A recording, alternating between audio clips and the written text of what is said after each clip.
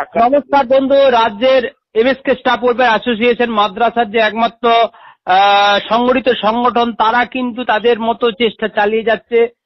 তারা কোর্টে হাইকোর্টে কিন্তু অলরেডি মামলা করেছেন যে মাদ্রাসাগুলি বোর্ড এডুকেশন সহ বেতন বৃদ্ধি এবং ইপিএফ সহ বিভিন্ন দাবিতে। তার পরবর্তী পর্যায়েও কিন্তু তারা ডাইরেক্টরের কাছে ডেপুটেশন দিয়েছে 7 তারিখে। তো ডেপুটেশনে কি হলো এবং কি কি বিষয়ের উপরে আলোচনা হলো, আদৌ কি বেতন বৃদ্ধি বা শিক্ষক নিয়োগ, এই সমস্ত বিষয় নিয়ে ডাইরেক্টর কোনো আশার খবর শোনাতে পারলেন কিনা? আমাদের মধ্যে রয়েছেন এমএসকে স্টাফ ওয়েলফেয়ার অ্যাসোসিয়েশনের কার্যকারী সভাপতি রুহুল সাহেব। রুহুল সাহেব, কাল কি হলো? সম্পাদক হ্যাঁ রয়েছেন। কাল কি হলো রুহুল সাহেব, যদি একটু বলেন। কালকে মোটামুটি কিছু পজিটিভ কিছু নেগেটিভ। যেমন 1 নম্বর বলছি, আমাদের রিটায়ারমেন্ট বেনিফিট 3 লক্ষ টাকা করবে।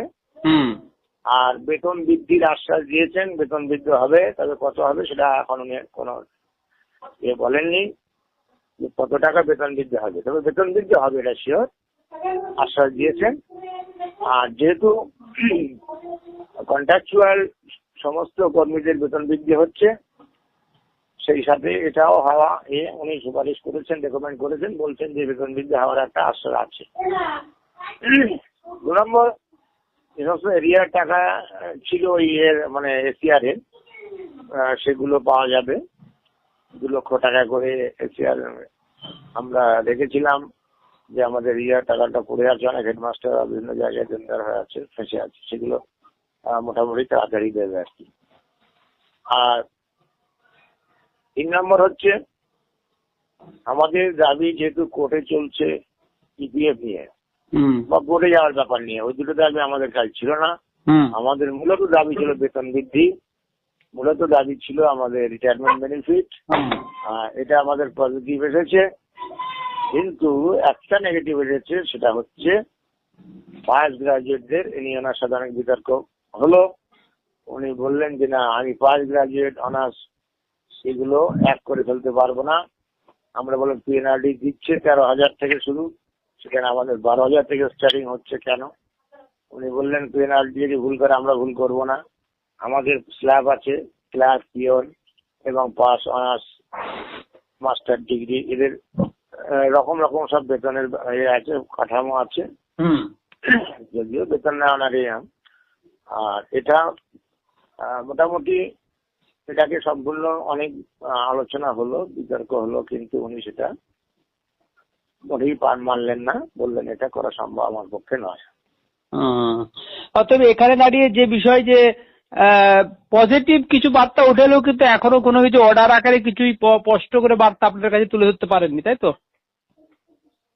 হ্যাঁ, পজিটিভ বার্তা দিয়েছেন। যেমন দুটো জিনিস আমরা বুঝতে পারছি, এটা হয়তো জিও আকারে আসবে, একটা 3 লক্ষ টাকা রিটায়ারমেন্ট বেনিফিট, আর একটা যেটা আমরা 5 লাখ বা 10 লাখ এরকম বলেছিলাম, কিন্তু এখানে কোনো স্ল্যাব নেই, 65 এর কোনো স্ল্যাব নেই। এখানে কেবলমাত্র 3 লাখ টাকা রিটায়ারমেন্ট বেনিফিট। বেতন বৃদ্ধির বিষয়টা নিয়ে ডাইরেক্টর বলা কি প্রত্যাশা শুনতে পাচ্ছেন যে কিছু একটা হতে পারে? হ্যাঁ, বেতন বৃদ্ধি অবশ্যই হবে বললেন। কি বা কত, এরকম কোনো কিছু আবাস আপনারা পাচ্ছেন না? না, সেরকম কোনো পরিমাণ বা অনুমান কিছু দেননি। তাও কি ভোটের আগে না ভোটের পরবর্তী পর্যায়ে, নাকি কিছু সেরকম কোনো টাইমিং খবর পাওয়া গেল না? সেটা ভোটের আগে হতে পারে, ভোটের পরে হবে। নেতৃত্বরা আশাবাদী হলেও কিন্তু আধিকারিকের কথা কবে সফল হয়, অর্থাৎ কবে অর্ডার আকারে প্রকাশিত হয়, সেটার দিকে তাকে শিক্ষকরা কিন্তু যতক্ষণ না হচ্ছে ততক্ষণ কিন্তু বিশ্বাস করার কিছু নেই। কারণ মাদ্রাসার অনেক বকেয়া কাজ রয়েছে, সেই বকেয়া কাজগুলি কিছুই কিন্তু হয়নি, এবং সেখানে দাঁড়িয়ে সার্বিকভাবে শুধু এসএসকে মেসকে মাদ্রাসার বেতন বৃদ্ধি হবে না, সমস্ত চুক্তিভিত্তিক শিক্ষকদের ক্ষেত্রে হতে পারে। তবে এই বিষয়ে যতক্ষণ না হচ্ছে শিক্ষকরা কিন্তু উদ্গ্রীব রয়েছে। তবে চুক্তিভিত্তিক শিক্ষকরা কিন্তু অপরদিকে ঐক্যবদ্ধ হয়েছে, তারা কিন্তু রাস্তাও নেমেছে এবং চাপ তৈরি করছে সরকারের উপরে। তো কিন্তু দেখা যাক আগামী দিনে কি হয়। দেখতে থাকুন টুডে নিউজ চ্যানেলটা, সাবস্ক্রাইব করুন, সঙ্গে রাখুন। নমস্কার, ধন্যবাদ।